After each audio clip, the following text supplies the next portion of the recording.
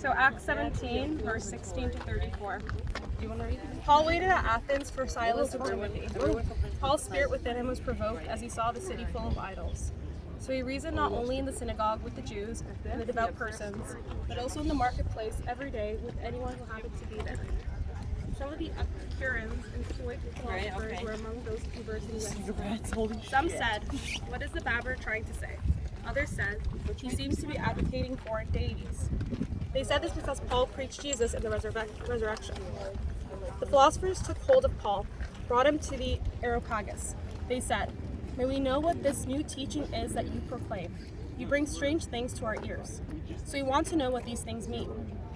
Now all the Athenians and the strangers visiting there spent their time in nothing else but to tell or hear some new things.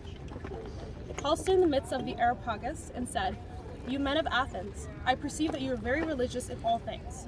For as I walked around the city and observed the objects of your worship, I found among them an altar with this inscription, 'To an unknown God.' What therefore you worship in ignorance, this I announce to you. The God who made the world and all things in it, he is Lord of heaven and earth. So he doesn't dwell in temples made with hands, neither is he served by men's hands as though he needed anything, since he himself gives everyone life and breath and everything.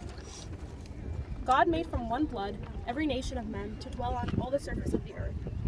He determined their appointed times and the boundaries of their dwelling places.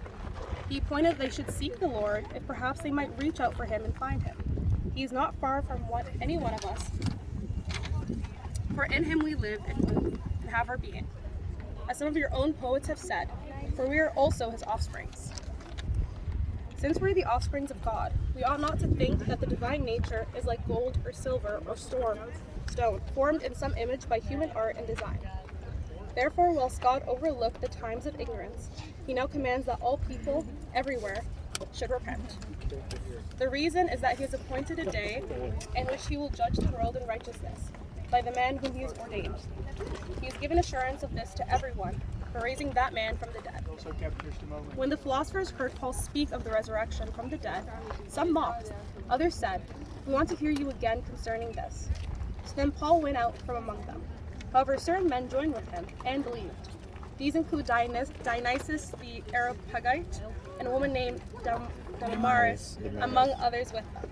Acts 18:17, verse 16 to 34. Thank you for reading that. No problem.